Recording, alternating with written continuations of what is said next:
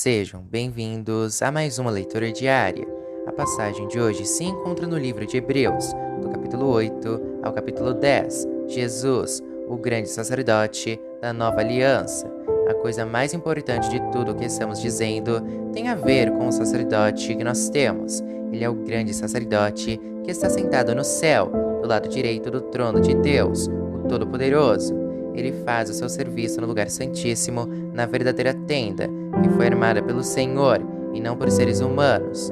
Todo grande sacerdote é escolhido para apresentar a Deus as ofertas e os sacrifícios de animais. Por isso, é necessário que o nosso grande sacerdote tenha também alguma coisa para oferecer. Se ele estivesse na terra, não seria sacerdote, pois existem sacerdotes que apresentam as ofertas de acordo com a lei de Moisés. O trabalho que esses sacerdotes fazem é de fato somente uma cópia e uma sombra do que está no céu.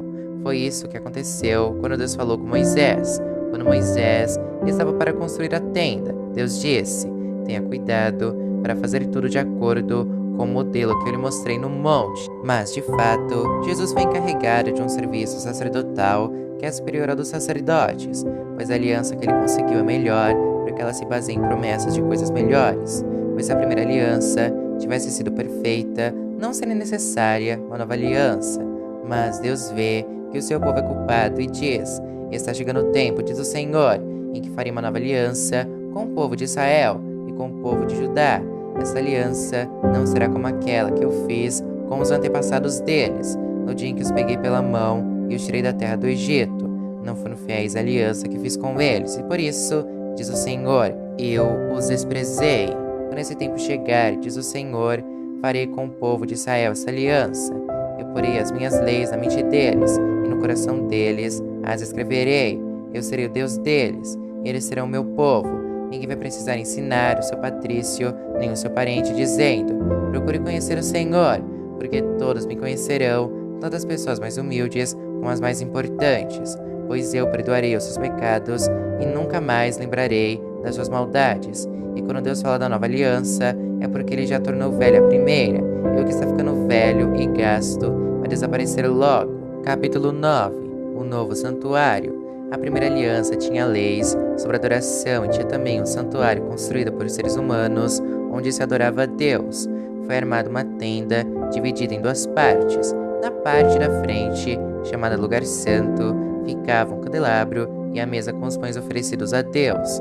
Atrás da segunda cortina ficava a parte que era chamada de Lugar Santíssimo. Ali estava colocado o altar de ouro, onde era queimado o incenso, e também estava colocada a Arca da Aliança, toda coberta de ouro. Dentro da arca estavam a vasilha de ouro com o maná, o bastão de Arão, do qual tinham saído brotos, e as duas placas de pedra com os mandamentos escritos nelas. Em cima da arca, representando a presença divina, estavam os querubins, com as suas asas abertas, sobre o lugar onde os pecados eram perdoados. Mas agora não é o momento de explicar os detalhes dessas coisas. Depois de tudo isso ter sido preparado, os sacerdotes entram todos os dias na parte da frente da tenda, que é o lugar santo, para cumprir os seus deveres religiosos.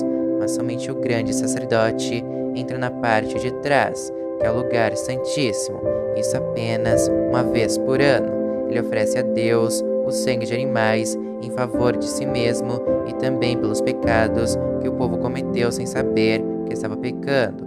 Por meio disso tudo, o Espírito Santo nos ensina, de modo bem claro, que a entrada para o lugar santíssimo ainda não foi aberta, enquanto a parte da frente, que é o lugar santo, continua sendo usada.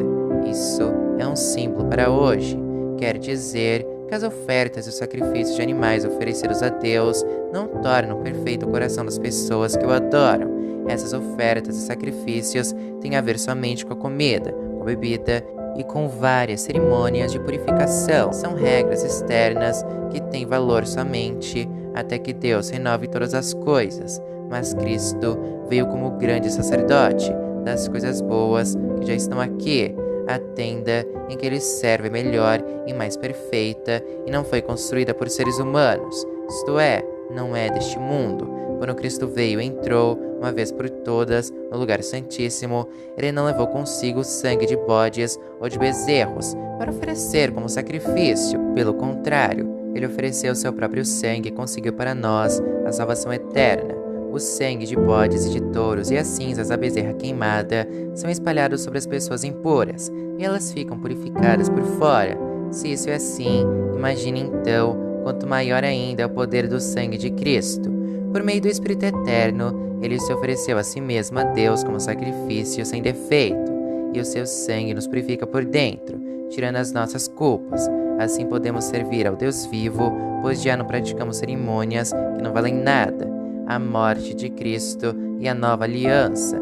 Portanto, é Cristo quem consegue fazer uma nova aliança, para que os que foram chamados por Deus possam receber as bênçãos eternas que o próprio Deus prometeu. Isso pode ser feito porque houve uma morte que livrou as pessoas dos pecados que praticaram enquanto a primeira aliança estava em vigor.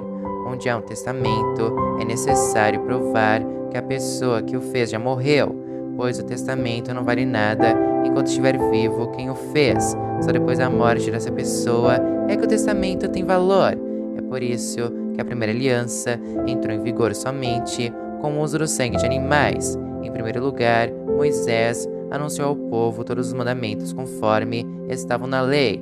Depois, pegou o sangue dos bezerros e dos bodes, misturou com água e borrifou o livro da lei e todo o povo, usando lã tingida de vermelho e esopo. Então disse: Este é o sangue que sela a aliança, que Deus mandou vocês obedecerem. Da mesma forma, Moisés também borrifou sangue sobre a tenda e sobre todos os objetos usados na adoração. De fato, de acordo com a lei, quase tudo é purificado com sangue. Não havendo derramamento de sangue, não há perdão de pecados. O sacrifício de Cristo tira os pecados. Essas coisas, que eram cópias das realidades celestiais, deviam ser purificadas desse modo, mas as próprias coisas celestiais exigem sacrifícios bem melhores. Cristo não entrou no lugar santo feito por seres humanos, que é a cópia do verdadeiro lugar. Ele entrou no próprio céu, onde agora aparece na presença de Deus para pedir em nosso favor. O grande sacerdote entra todos os anos no lugar santíssimo, levando consigo o sangue de um animal. Porém, Cristo não entrou para se oferecer muitas vezes. Se fosse assim, ele teria de sofrer muitas vezes desde a criação do mundo. Pelo contrário, uma vez por todas, ele apareceu agora, quando os tempos estão chegando ao fim, para tirar os pecados por meio do sacrifício de si mesmo. Cada pessoa tem de morrer uma vez só e depois ser julgada por Deus. Assim também Cristo foi oferecido uma vez só em sacrifício para tirar os pecados de muitas pessoas. Depois ele aparecerá pela segunda vez, não para tirar pecados, mas para salvar as pessoas que estão esperando por ele. Capítulo 10. A lei dada por Moisés não é um modelo completo e fiel das coisas verdadeiras.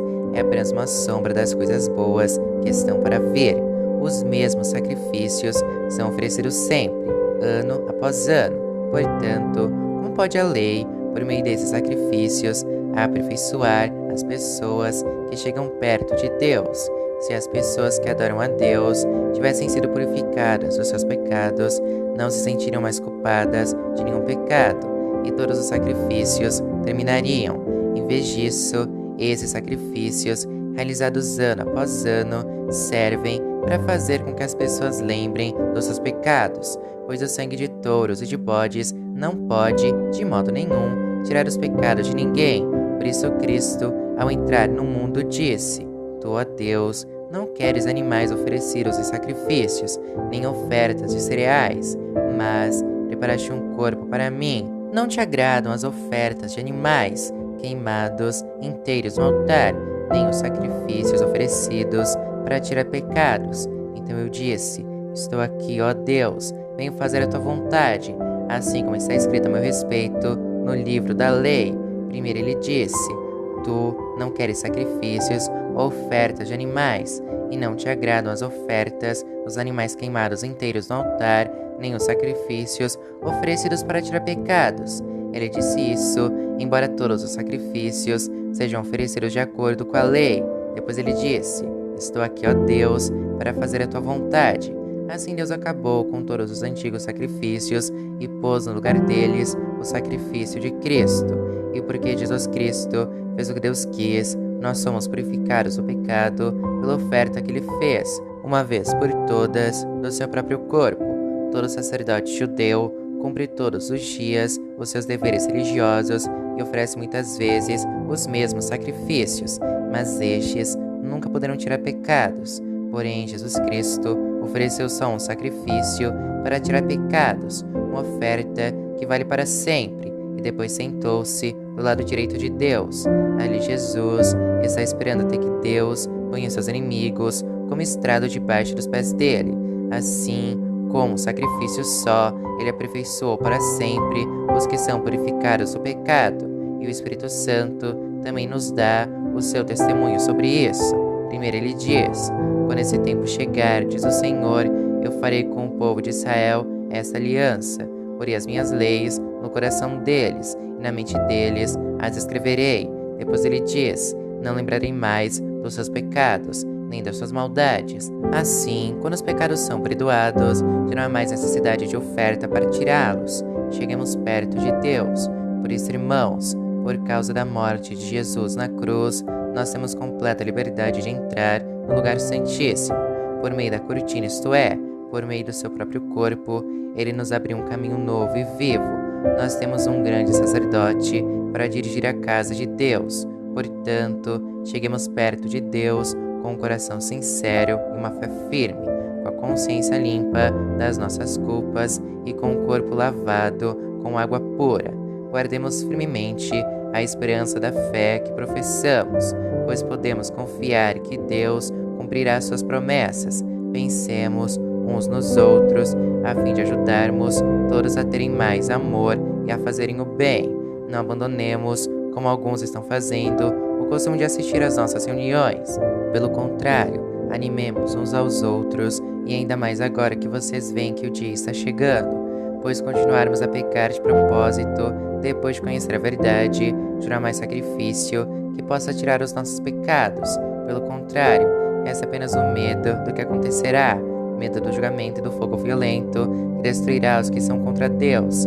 Quem desobedece a lei de Moisés é condenado sendo à morte, se for julgado culpado, depois de ouvir o testemunho de 2 pessoas, pelo menos.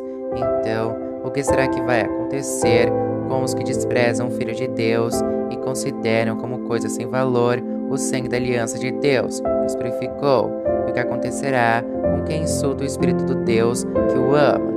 Imaginem como será pior ainda o castigo que essa pessoa vai merecer, pois sabemos quem foi que disse: eu me vingarei, eu acertarei contas com eles. E quem também disse: o Senhor julgará o seu povo.